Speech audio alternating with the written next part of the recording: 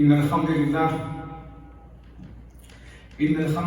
نحمده ونستعينه ونستغفره ونؤمن به ونتوكل عليه ونعوذ بالله من شرور أنفسنا ومن سيئات أعمالنا من يهده الله فلا مضل له ومن يضلل فلن تجد له وليا مرشدا ونشهد أن لا إله إلا الله وحده لا شريك له ونشهد أن سيدنا محمد الله ورسوله أرسله الله بالهدى إلى الناس كافة ودين الحق ليظهره على الدين كله وكفى بالله شهيدا يا أيها الناس اتقوا ربكم الذي خلقكم من نفس واحدة وخلق منها زوجها وبث منهما رجالا كثيرا ونساء اتقوا الله الذي تساءلون به والأرحام إن الله كان عليكم رقيبا يا أيها الذين آمنوا اتقوا الله وقولوا قولا سديدا يصلح لكم أعمالكم ويغفر لكم ذنوبكم ومن يطع الله ورسوله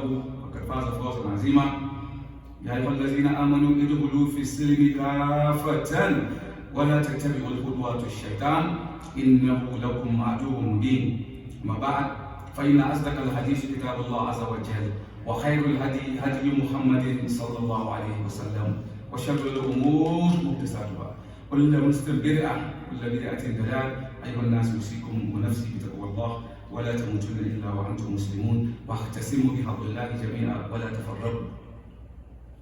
Alhamdulillah Rabbil Alameen. We thank Allah subhanahu wa ta'ala for this way of life, for this Islam. Had it not been for Allah's guidance, you and I will never have been in any position to guide ourselves into this. So therefore all praise belongs to Allah subhanahu wa ta'ala, the nourisher, the sustainer, the evolver, the molder, the shaper, the capacitated master of creation.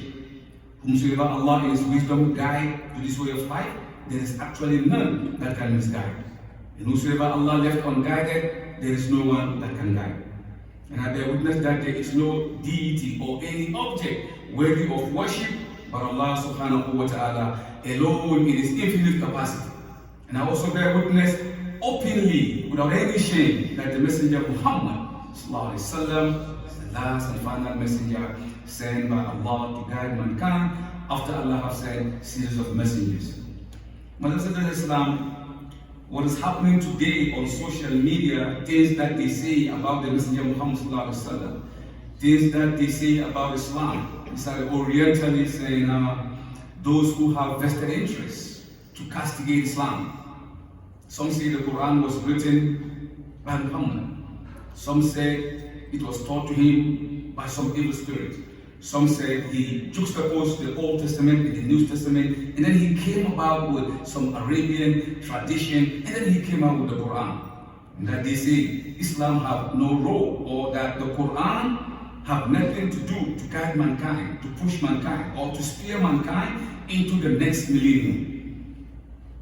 What a book from the backward religion. That's what they say. A lot of them. You see them on social media. So because of that, today I have designed a topic which I call Muhammad Sallam, the greatest man that ever walked the earth. That is the topic I'm going to be trying to do justice to it. Now, what is greatness? According to Encyclopedia Britannica and the Webster's Dictionary, they say greatness is an achievement par excellence. The greatness is a feat that a person have instituted.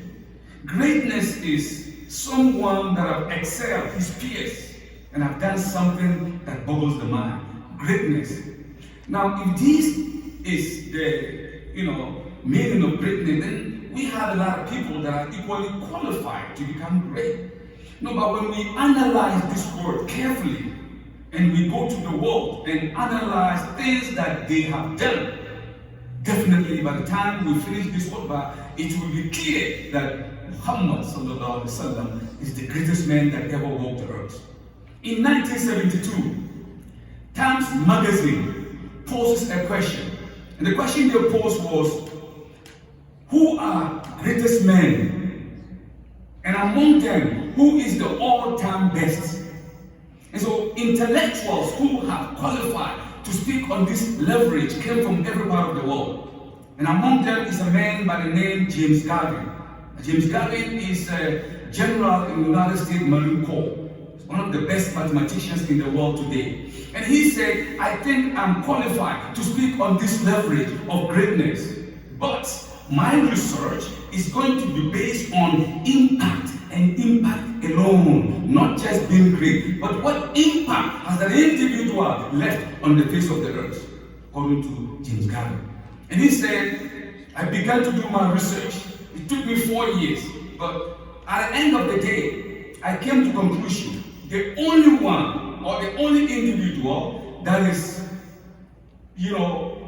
that exhibit greatness on the face of the earth based upon our scientific research is no one other than the Messenger Muhammad sallallahu alaihi wasallam. This is not a Muslim. He is a Christian and he is an intellectual. He researched. Not just belief, it's not a dogma, it is the belief that is the dogma. But this one is based upon knowledge. So Allah said in the Quran, وَيَذَا الَّذِينَ أُوتُوا الْعِلْمَ الَّذِي أُنزِلَ إِلَيْكَ مِنْ رَبِّكَ هُوَ الْحَقُّ وَيَهْدِي إِلَىٰ صِرَاطٍ الْعَزِيمِ. No, Muhammad, those who have knowledge, the intellectuals, they will come eventually and they will prove that you are on the right track and that it is Allah who sent you. So therefore, إِنْ هُوَ إِلَّا ذِكْرٌ لِلْعَالَمِينَ وَلَتَعْلَمُنَّ نَبَأَهُ بَعْدَ. This Quran is for the whole of mankind. But as time goes on, mankind will come to understand the implication of the Quranic truth. And these men are intellectual. They are not Muslims, but they are glorifying the Muslim and the Quran. After him came another man, Jules Wasserman. He's a Jew. He's still a lecturer, in fact, a professor in University of Chicago, one of the key intellectuals in the United States. He's a brain surgeon. He's among the few that can actually go into the brain, take it out, fix it, and put it back again. Jules Wasserman, an intellectual par excellence. And he said, I think I am also qualified to speak on the leverage of greatness. But I'm going to present 3 hypotheses for any potential leader to fulfill. 3 hypotheses. He said, a great leader must create an environment whereby the led will feel relatively secure.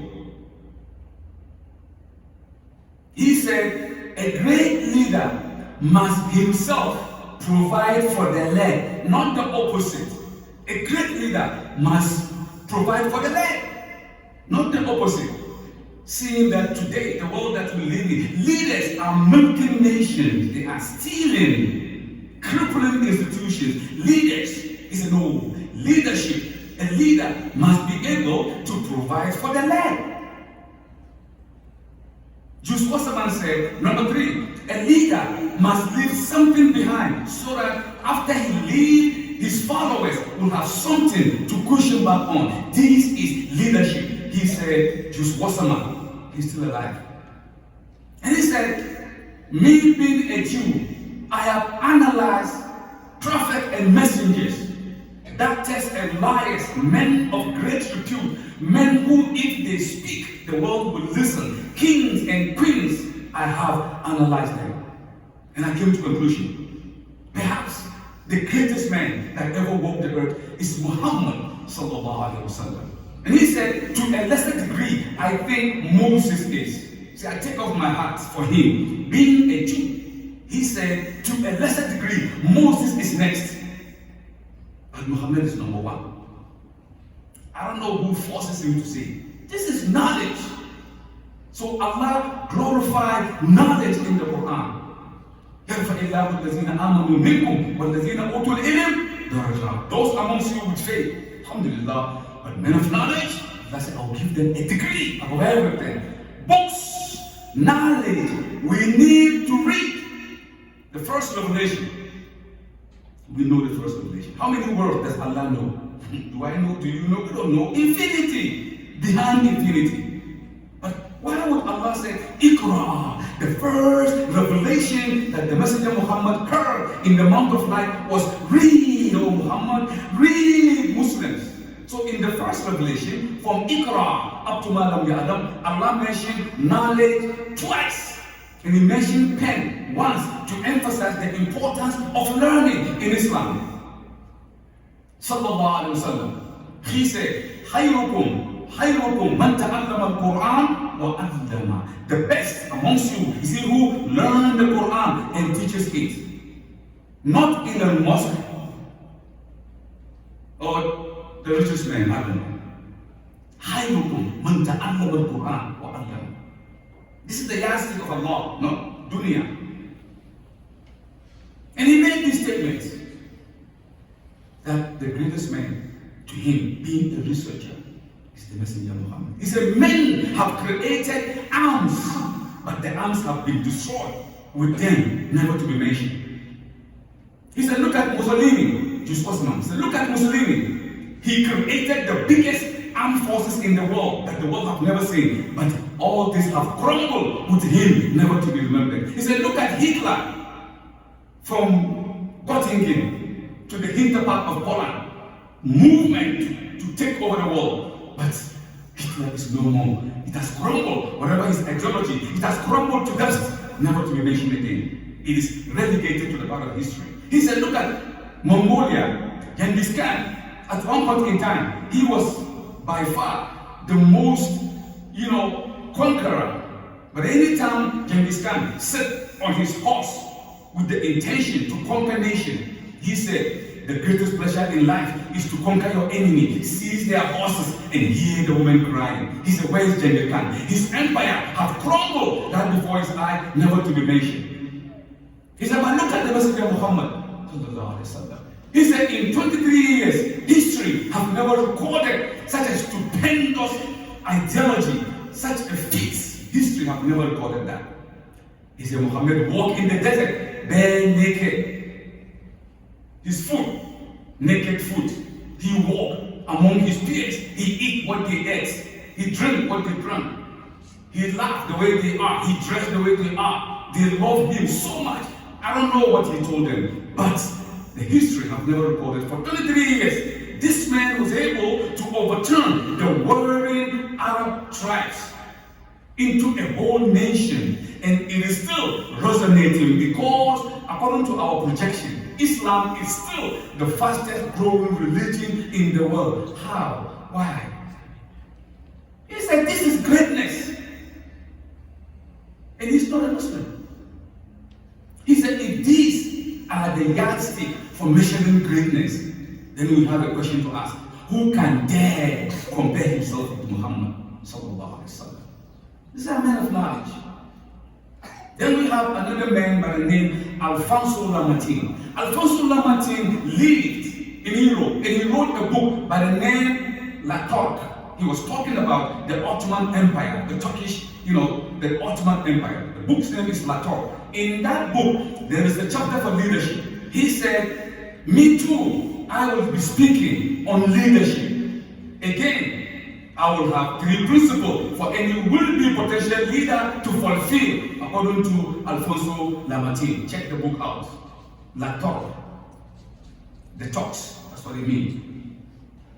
And he said, number 1, great smallness of me. Smallness of me. What does that mean? It means, how did whoever became the leader, how did he start? Smallness of me. Greatness of purpose. How great? What did he do that makes him great? It's about 11 chapters. 11 pages. He was talking about greatness from different angles. And number 3, Alfonso Lamartine said, an outstanding resolve. Whosoever become the world leader in greatness must have impeccable, outstanding resolve. And in that book, he said, Moses had the chance to become the next Pharaoh. We know what happened. Eventually, he couldn't become a Pharaoh because he grew in the prince's, in Pharaoh's, quarters. He had a chance. He said when Jesus came in his book, books were there, many prophets. So Jesus had the chance to read other books of his, ancestors, and he became whatever he was. Moses do the same, but Muhammad came from the most disadvantaged environment. The way his people talk, he said no. The way they walk, he said no. The way they worship, he said no. 360 degrees opposition. But what happened? 2 to 3 years, the world have never recorded that. He said, if these are the yardstick, then we have to answer the question that is there any human being compared to Muhammad? Alfonso Lamartine, he said, Muhammad is a teacher, he's a lawgiver, he's a war general, he's a correction officer, he's a prophet and a messenger, he's a pope and Caesar without any standing army. If Muhammad moved, he moved men, he moved thinkers, he moved ideologies, and he moved gods. He said, who can dare compare himself with Muhammad sallallahu alaihi wasallam? And this is what the world is saying. The men of knowledge. Not just people who believe in something without analyzing it. That is dogmatism. And when it comes to research and knowledge, men of knowledge will prove it. A man in France by the name, he wrote a book, he wrote a book in France. The book that he wrote, the Bible, the Quran, and science. And then the Genesis of mankind. He's a scientist. He lived in France, in a town called Den Haag. No, I'm sorry. In France somewhere. Marseille. He lived in Marseille. And in his book, when he was in France, he had no religion. He doesn't believe in God. He's a social scientist, a thinker. He's a free thinker. He doesn't believe in God. But his community told him to write a book and condemn Islam. Tell the world that Islam is wrong and Muhammad is lying. That a book he was copied from the other books that came before him. He said yes. And he took the bait. He said, give me the Quran. They gave him the Quran, but in French language. He read the Quran and said, no, I'm not satisfied. I need to understand Arabic. So he went to Yemen, stayed there for 4 years to understand or learn the Yemeni Arabic dialect. When he finished, he went to Jordan for 2 years. And then he came back to Riyadh, another 2 years. For 8 years, he was researching the Arabic language himself. When he finished, it took him 2 years. So for 10 years, he was researching. He was going to write a book to condemn Islam. So when he finished, he came to Marseille, and his community, they were scientists. And he said to them like this, you have given me a job to do. I'm done with the job. And before I present to you the data I collected about the Messenger of Muhammad, I will say this to you, Ashhadu an la ilaha illallah wa ashhadu anna Muhammad Rasulullah.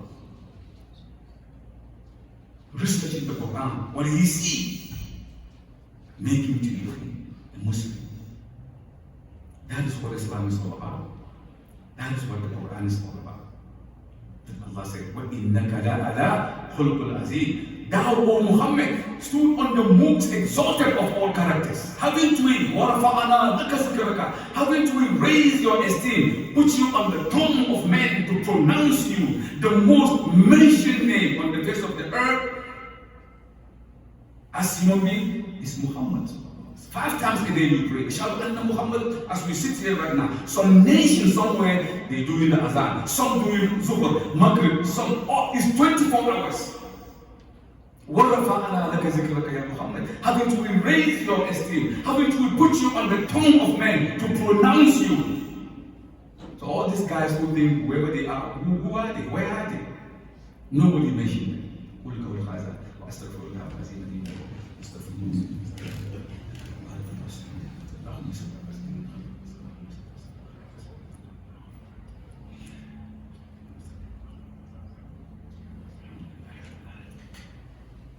Alhamdulillah Rabbil Alameen.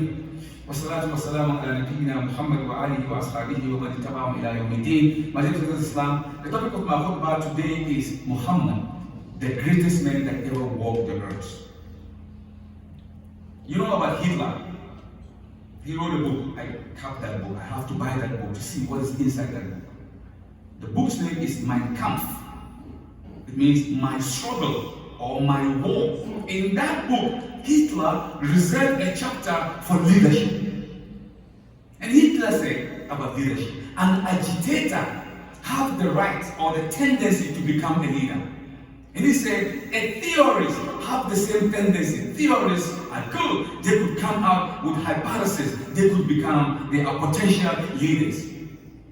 He said, but so far, according to our analysis, according to Hitler, we have never seen a man who have gathered all these two things together and become the most prolific leader on the face of the earth. Hitler said the world have never seen one single human being that has become the most outstanding leader on the face of the earth, according to Hitler. Then after Hitler left, there is a man in India by the name Ramakrishna. Ramakrishna is one of the best thinkers of the world. He said, if Hitler is here today, he will personally inform Hitler that indeed we have a man that has qualified par excellence, and that man is the greatest man that ever walked the earth, and that man is Muhammad sallallahu alaihi wasallam. Mind you, Ramakrishna, he worshipped 360 gods, and his biggest god is Brahman and Shiva. Yet he is telling you and I, according to his essays, that indeed Hitler was wrong, and that the greatest man that ever walked the earth, with scientific analysis, is Muhammad sallallahu alaihi wasallam. Across the border, across the bridge in New York, crossed over to New Jersey, is a town called Fort Lee. And there's a man who lived there by the name Michael H. Hart. Michael H. Hart wrote a book. He's still alive. Great mathematician, the best mathematician in America, one of them. He wrote a book. The name of the book is The 100 Most Influential Men in History. Michael H. Hart analyzed over 500 individuals. And he said, according to the preface of his book, he said he started that analysis from Adam alayhi salam. He's researching human beings who are the most celebrated, greatest men in history. He said, I started from Adam alayhi salam and I ended with Ronald Reagan, ex-American president. I'm looking for the best 100 greatness that ever walked the earth, according to Michael H. Hart. He did his analysis. When he finished, he went to Madison Square Garden to unveil the 100 most advanced, most influential human beings that ever walked the earth. I don't know how he did it, but it was a scientific analysis. So when he finished, the world was listening, waiting for him, who are the 100 greatest and who is the all-time best. And he said, my choice for the number one person to lead the 100 in my books will be questioned by many. He said, my choice for the number one to lead my book as number one will raise a lot of eyebrows. He said, well, we don't have a choice. We don't have a choice. The only human being that is qualified, par excellence, according to Michael H. Hart, is the messenger of the Arabia, Muhammad sallallahu alaihi wasallam. And then he said, why I did that? Because Muhammad wrote the Quran and the Hadith. You know how they speak? Muhammad wrote the Quran and the Hadith by himself. We know Muhammad didn't write the Quran. Of course, we didn't write the Quran. The Quran proved that. Allah tells us why Muhammad didn't write the Quran. وَمَا كُنْتَ تَتْلُو مِنْ قَبْلِهِ مِنْ كِتَابٍ وَلَا تَخُطُّهُ بِيَمِينِكَ إِذًا لَارْتَابَ الْمُبْطِلُونَ. You, Muhammad, were not in the habit of writing with your own hand. Nor did anybody ever see you going to someone and read and learn. Had it been you, then all these things, those babblers will have a reason to doubt your book. Never. And the deal on me, never. Right. So Michael H. has said, Muhammad wrote the book. You know, he's an Orientalist, so we understand what's right. And he said Muhammad alone, single-handed, wrote the Hadith. This is the Hadith. We understand what he's trying to say. He said, if you look at the other books, including the New Testament, over 27 books, more than half was written by Paul, who have never seen Jesus Christ. And there is not a single line, single verse that Jesus wrote with his hand, not even recorded. So when he made this statement, a lot of people got angry. World leaders got angry. Why would you select Muhammad? Why? Come on, man, Muhammad. Oh, please, this and that. So they invite him to come on television. Prime time is 8 o'clock. Everybody that go to work is back home. People watch prime time. He came on prime time, Michael Eshhad, and the anchor or the journalist who questioned him was Peter Jennings. Peter Jennings, an anchor for ABC News, he's dead already now. In the first question, we were looking at the TV. Tears that rolled out of my eye, tears of joy. And he said, Peter Jennings, he was asking Michael Eshhad, the book writer. He said, Michael, why would you write a book in America knowing full well that most Americans are not Muslims? Why are you provoking your potential book buyers? And you know, in business, we have ethics. And the ethic is the customer is always right. But in your own case, you are telling your potential book buyers that our opposition is number one. Answer the question. America is listening to you. Wallahi. You know what Michael Eshhad did? He put his head down like this. He said, Peter, truth is a statement of fact. Peter, I'm not happy to say Muhammad is number one. Don't think I'm happy. I'm not comfortable, but he is number one, man. He is number one. And Peter, Michael, look, we didn't just pull it out of the rabbit bag and say Muhammad is number one. We have scientific objectives, and that is what we follow. And believe me, there is not a single human being greater by excellence when we're talking about greatness than Muhammad sallallahu alayhi wa sallam. Michael Eshhad said, my God, listen to this one.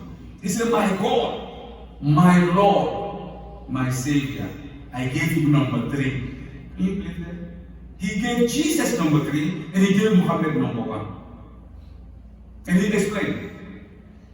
Like I said before, he said Muhammad by himself wrote the Quran and the Hadith. We know that is not true, but so we just accept it so that we buttress our arguments. It's an Orientalist. He said, but when it comes to Jesus, Jesus never saw this New Testament, Matthew, Mark, Luke, and John. He never seen it in his life. It was written long after he left the earth. In fact, it was put together in 325 AD in the Council of Nicaea. And the leadership of that community was King Constantine, a pagan who was a god at that time. So definitely, we have to give Muhammad number 1. And we give Jesus number 3. But who's number 2? The number 2 is the person who brought the light, is light. Is it Isaac Newton? He said, when God created the heaven and earth, that is what Michael Eshhad said, and I'm quoting what he said. He said, when God created the heaven and earth, it was dark. Then Albert Einstein showed up, and there was light all over the world. He said, look at the benefit of light. Without light, you can travel. Without energy, without electricity, you can travel. The plane cannot work. Ship, everything, factories, everything condemned. The importance of energy. So he gave number 1. He gave him number 3. Number 2, the energy. Muhammad is number 1.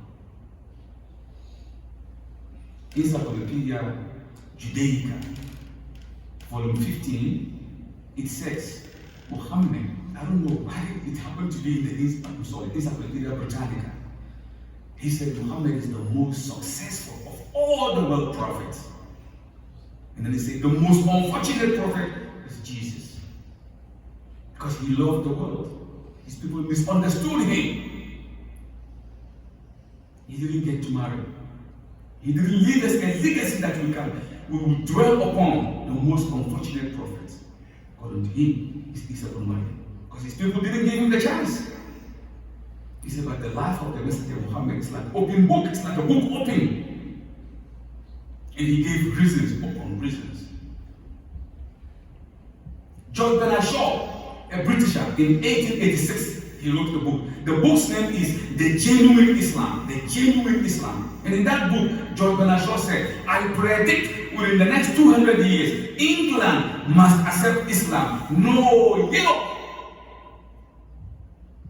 He said, England must accept Islam. And today, as if you know, It's a projection.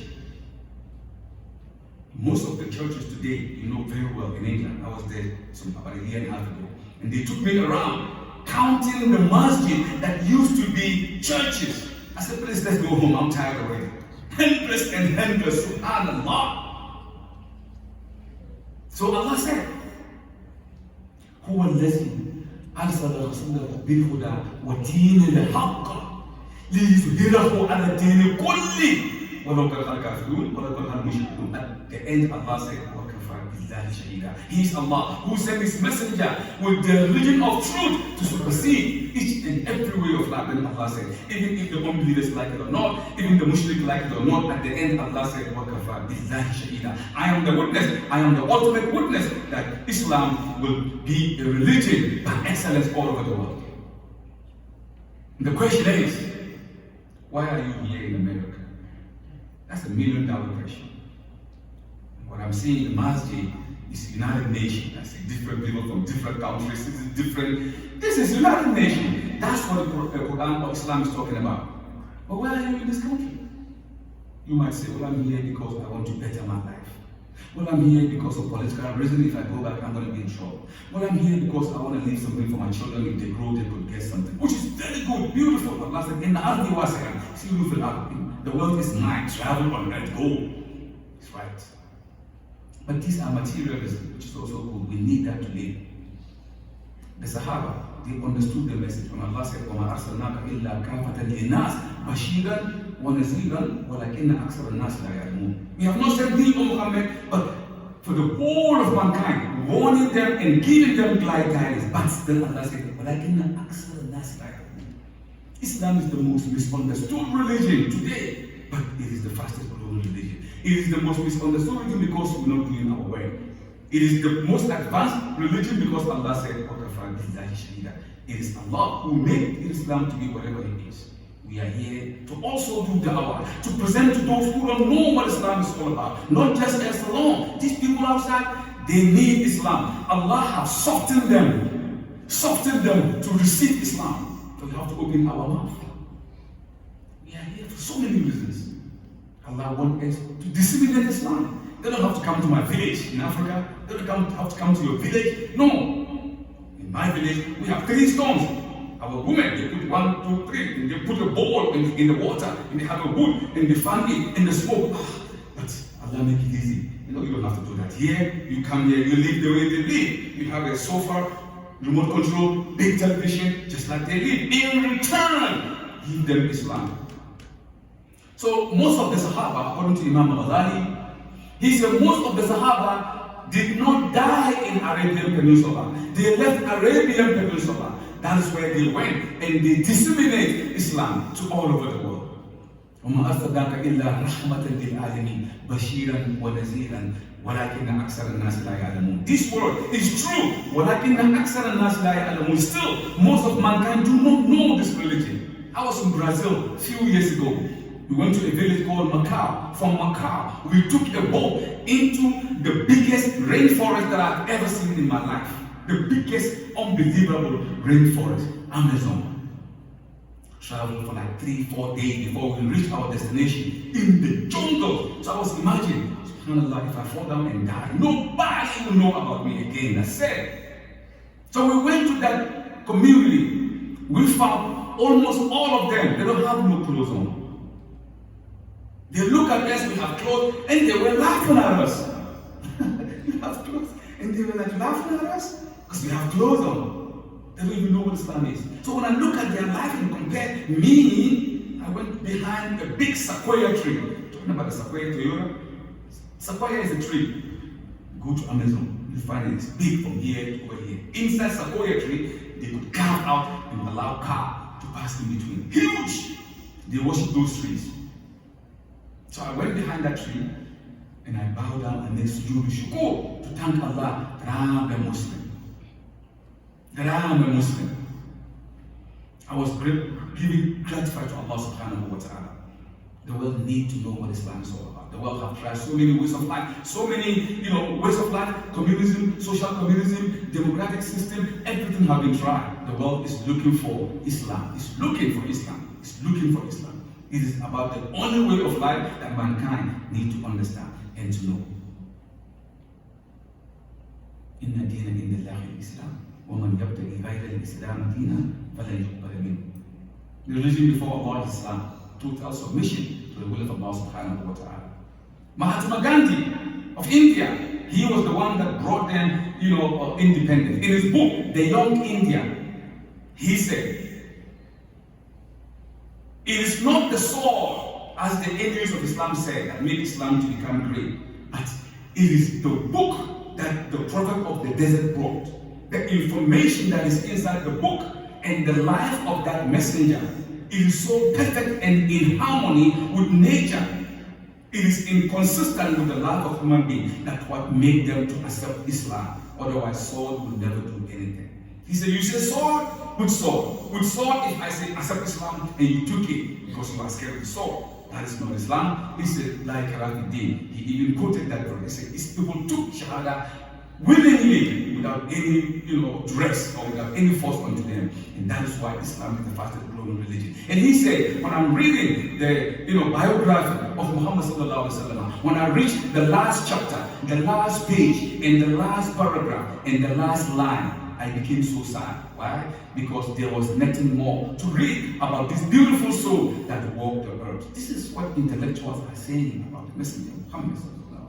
Napoleon Bonaparte, in his letter which he wrote to Queen Isabel in Den Haag, Holland, he said, "Hail thee, Queen, hail thee, Queen. I am waiting for the time that Islam will take over Europe, and I will scoop around and take over Islam." He was speaking from the point of view of politics. Napoleon Bonaparte, in his essay, is there. It's in the Congress Library. He said he was waiting for the time that Islam will take over the world, and he will scoop around and he will be the leader of Islam, so he will rule the world. See how they think? But he knows exactly that Islam is coming. If you are a projector, you look through, you can forecast. They know. They know. And that is our legacy as Muslims today. Time is up. I'm going to stop here. May Allah make it easy for you. May Allah make it easy for me also. Our women folk, I take my hat off for the women, because they are out there on the forefront with their hijab on. You and me can go without no hijab. Your shirt and trouser is okay. They are in the forefront. They work so hard. Take care of us. Take care of our young. Take care of our food. They nurture our young. They inculcate in them good everything. So the messenger said they were created, or or something, they say they were created from the lowest part of the rib. And the lowest part is more crooked, the lowest one, the biggest one. And if you leave it like that, it's going to keep crooked. And if you try to fix it, it's going to break. So take care of them. Have mercy on them. It does not know Allah said, so that you see with them with peace and tranquility. Whatever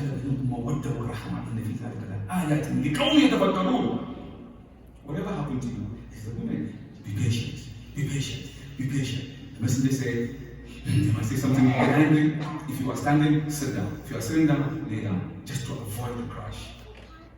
Our youngs, our youth, our children that we bore in this country, Ya Allah, we ask you to give them the understanding of the Islam. Our businesses that we do in this country, Ya Allah, we ask you to flourish it and to put barakah in it. Those of us who are sick, we ask Allah subhanahu wa ta'ala to give them health. Those of us who are healthy, Ya Allah, we add up the more healthy. The leaders of this country in America, we ask Allah subhanahu wa ta'ala to give them wisdom and justice in their heart so they could rule with things. Ya Allah, we ask you also to even guide them along the way. That is how we do. Messenger Muhammad, he never prayed any bad dua for Mecca and Medina.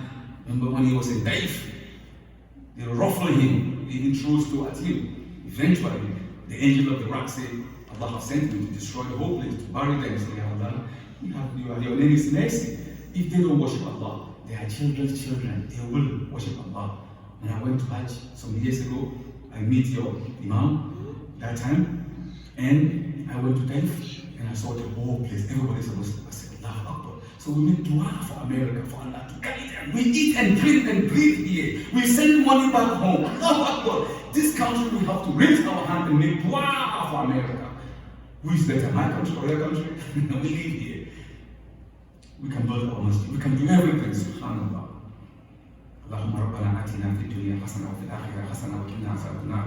اللهم ربنا اغفر لنا ذنوبنا وكفر عنا سيئاتنا وتوفنا مع الأبرار. اللهم ربنا اغفر لنا ولإخواننا الذين سبقونا بالإيمان ولا تجعل في قلوبنا غلا للذين آمنوا ربنا إنك رؤوف رحيم. عباد الله إن الله يأمر بالعدل والإحسان وإيتاء ذي القربى وينهى عن الفحشاء والمنكر والبغي يعظكم لعلكم تذكرون ويذكر الله تعالى أعلى وأعز وأجل وأتم وأرحم وأكبر وأقيموا الصلاة.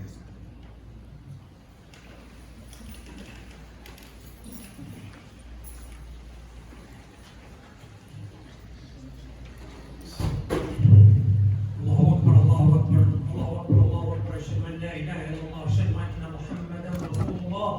حي على الصلاة.